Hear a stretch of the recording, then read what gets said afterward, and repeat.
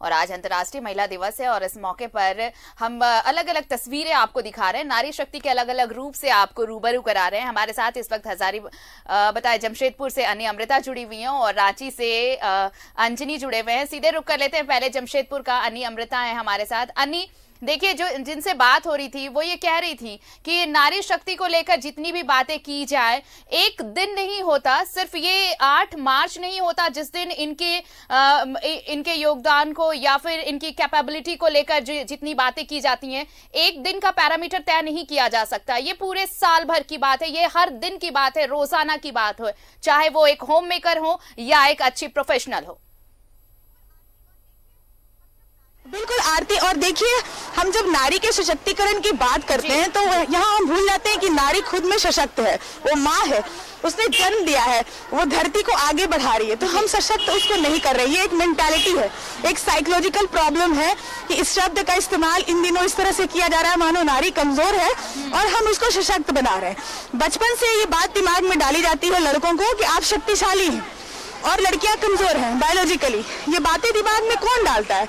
ये भी कहीं ना कहीं हम औरतें ही डालती हैं। तो थोड़ी बदलाव की जरूरत है आरती। दूसरी बात कि जो लड़कियां या औरतें घर में हैं, जो नौकरी नहीं करती, उनको कमजोर समझना गलत है। उनकी वजह से हम आप या कोई पुरुष जो है वो नौकरी कर पा रहा है क्योंकि वो घर संभाल रही है।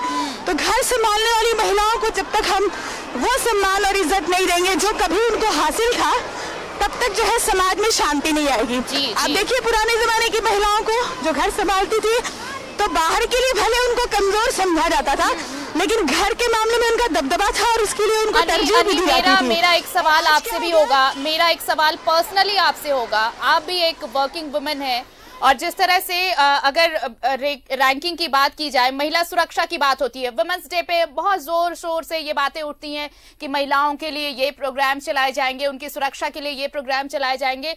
लेकिन आप देखिए कि फैमिलियर सिटी, अगर वुमेन फ्रेंडली सिटी की बात करें तो झारखंड में अभी भी एक भी शहर इस मानक पर खरा नहीं उतरता। तो कोशिश ये होनी चाहिए कि एक वुमेन फ्रेंडली सिटी भी बनाई जाए राज्य में, ताकि ये सबसे बड़ा गिफ्ट होगा वुमेन्स को वुमेन्स डे पर। बिल्कुल आरती, विमेंस डे पर ये बहुत बड़ा गिफ्ट होगा अगर सरकार या प्रशासन की तरफ से कुछ खास इंतजाम होते हैं महिलाओं की सुरक्षा को लेकर। हालांकि बहुत सारी चीजें की गई है आरती, जैसे आपको इस चैनल के माध्यम से हम बताना चाहेंगे सारे दर्शकों को कि शक्ति ऐप बनाया गया है झारखंड पुलिस की ओर से। शक्ति ऐप बनाया गया है महिलाओं के लिए, लड़कियों के लिए, खासकर छात्राओं के लिए, कि जो बाहर निकलती है, कभी उनको लगता है कि कुछ ऐसा कुछ घटित होने जा रहा है, तो वो ऐप पर क्लिक करके बिल्कुल जो है वो सुरक्षा की मांग कर सकती है और थोड़ी देर में पुलिस उनकी सुरक्षा के लिए आ जाएगी। बिल्कुल अन्नी, हमारे पास वक्त थोड़ा सा कम है, हम अंजनी के पास चलते हैं। अंजनी भी हमारे साथ जुड़े हुए हैं। अंजनी देखिए, वुमेन फ्रेंडली सिटी की बात मैंने इसलिए की क्योंकि अभी अगर सबसे बड़ा कोई मुद्दा है औरतों के लिए तो उनकी सुरक्षा का मुद्दा है। और पिछले दिनों हमने देखा है कि कितने सारे केसेस आए हैं जिनको सॉल्व तो किया गया, लेकिन एक सवाल जरूर वो केसेस छोड़ गए कि आखिर महिलाएं सुरक्षित कब होंगी।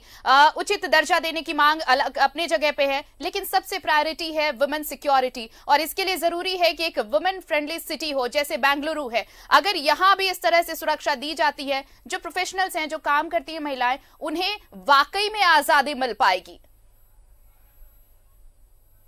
देखिए, ये जो सवाल आपने की है आरती, बड़ा महत्वपूर्ण सवाल है। और आज के समय में हम यदि बात करें तो सुरक्षा जो है घरों से ही शुरुआत इसकी होनी चाहिए। और जब घर से बाहर महिलाएं या लड़कियां कदम रखती हैं तो उन्हें बाहर कई तरह की परेशानियां झेलनी पड़ती हैं।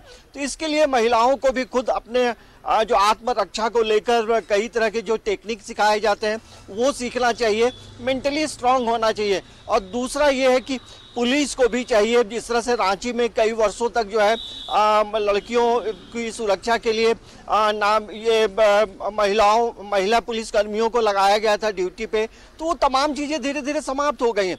और जो अपराधी किस्म के जो लोग हैं उस पे एक पुलिस प्रशासन का भय होना चाहिए कि पुलिस यदि हमें पकड़ती है या हम गलत काम करते हैं तो हमें पनिशमेंट हो। अमूमन होता क्या कि कई मामलों में जो है जो अपराधी होते हैं अपराध करने के बाद छूट जाते हैं और वैसे समय में हमें लगता है कि पुलिस के पास साक्ष्य नहीं था।